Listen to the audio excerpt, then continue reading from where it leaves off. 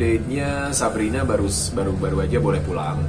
Jadi kondisinya udah semakin membaik dari kemarin dan sebenarnya belum ketahuan sih kalau Sabrina yang belum ketahuan sakitnya apa. Mungkin cuma virus saja atau radang, tenggorokan. Cuma kemarin memang demamnya sempat tinggi banget. Sampai kemarin kemarin malam tuh sempat naik juga, tapi karena hasil tesnya nggak menunjukkan gejala yang lain, jadi sama dokter udah boleh pulang. Dan beberapa juga lebih enakan tinggal di rumah kan. Nah, ada kakaknya juga Diego, kasihan juga sendirian di rumah. Terus ada dua binatang piaraan kesayangannya Sabrina juga yang berasa banget kalau Sabrina nggak ada, mereka juga merasa kehilangan gitu kan. Jadi hari ini puji Tuhan Sabrina udah boleh pulang. Kalau untuk Dona hari ini justru lagi tambah drop, tropositnya turun lagi. Jadi memang kalau Dona dari hari kedua itu udah ketahuan kalau dia memang positif DBD ya. Itu jadi ya minta doanya aja biar kondisinya bisa cepat membaik. Awalnya sendiri seperti apa? Kenapa?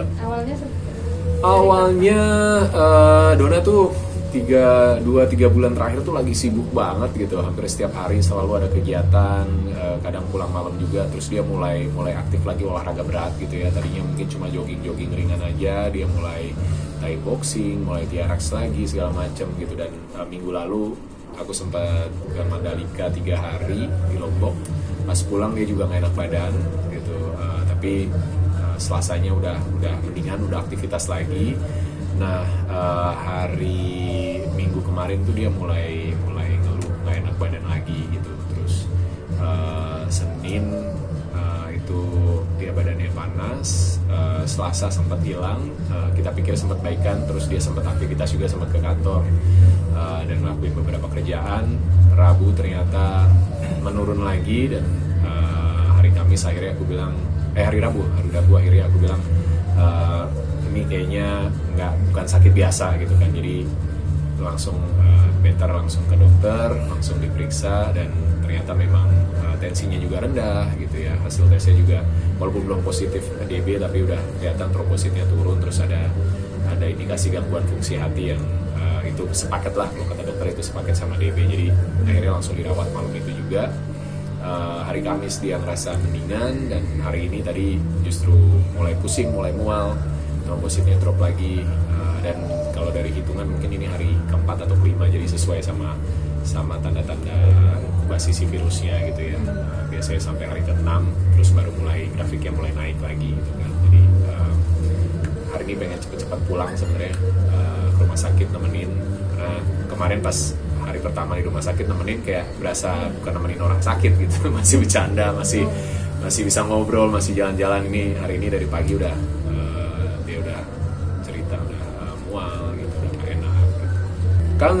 Kangen pastilah ya, walaupun mungkin nggak setiap hari gitu, tapi tiap hari itu pasti ketemu.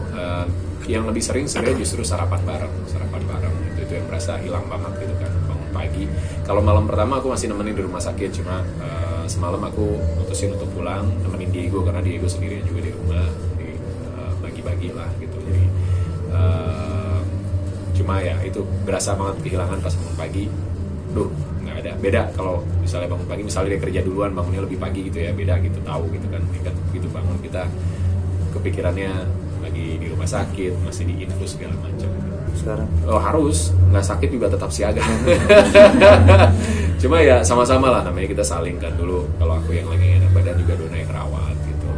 Dulu sempat awal-awal kita nikah aku sempat diopnam 10 hari di rumah sakit, itu juga Dona yang tiap hari nemenin, menjagain, ngerawat aku sampai sembuh gitu. Jadi sama-sama lah kita selalu saling berbagi dalam suka dan duka. sempat kerepotan nggak sih kalau merawat maksudnya anak juga kan sempat drop, terus Karina juga itu gimana? Untungnya kan mungkin sekarang anak-anak udah besar ya. Sabrina juga 10 tahun gitu udah cukup besar lah dan mandiri juga anaknya gitu, jadi nggak terlalu rewel. Walaupun memang pas hari pertama dia panas itu dia nangis, jadi ya lebih ke nenangin lah, karena kebetulan dia lagi ujian mid semester dan ujian akhir semester ya, dan masih hari pas dia masuk rumah sakit itu besok masih ujian lagi gitu. Jadi dia benar-benar takut gitu kan, karena bayang kalau kayak gitu kan nggak enak ya. Dan pasti fokusnya juga keganggu. Akhirnya kita izinin ke sekolahnya gitu karena memang kondisinya harus sampai dirawat. Tapi selebihnya sih lebih ke pikiran sih ya. Kalau apa namanya secara fisik tenaga sih nggak terlalu berasa lah gitu. Udah biasa kesana kemari tiap hari gitu kan. Cuma lebih ke pikiran sih karena apalagi kayak hari ini masih harus kerja, terus dapat kabar yang kurang enak juga, kondisinya menurun kayak gitu-gitu. Cuma ya kita percayalah salah satu tujuan kita mutusin untuk dirawat supaya kondisinya kalaupun drop nggak drop banget gitu kan, dan menurut aku masih dalam kondisi yang baik. Ketika ditinggal begini siapa yang jagain ini? Ada asisten kita, Ime gantian kemarin. Karena kalau sekarang di rumah sakit kan sebenarnya cuma boleh ada satu pendamping gitu ya, karena masih pandemi dan harus di PCR, harus dicek juga, harus bebas COVID gitu. Jadi karena kemarin kita pakai 2 kamar yang connecting room, jadi bisa 2 pendamping. Tapi karena hari ini Sabrina udah pulang, nanti harus gantian. Sore ke malam itu dia sempat panas ke 37, tapi terus malamnya turun. Terus dia bisa hari pertama kan dia sampai tengah malam masih nggak bisa tidur. Tapi semalam dia jam 7:30 itu udah tidur, kayaknya juga capek dan butuh recovery yang lebih kan. Terus tadi pagi bangun dia udah lebih segar dan akhirnya dokter mutusin setelah lihat hasil tesnya boleh untuk pulang dirawat di rumah, tapi minggu depan hari Senin harus tes ulang gitu.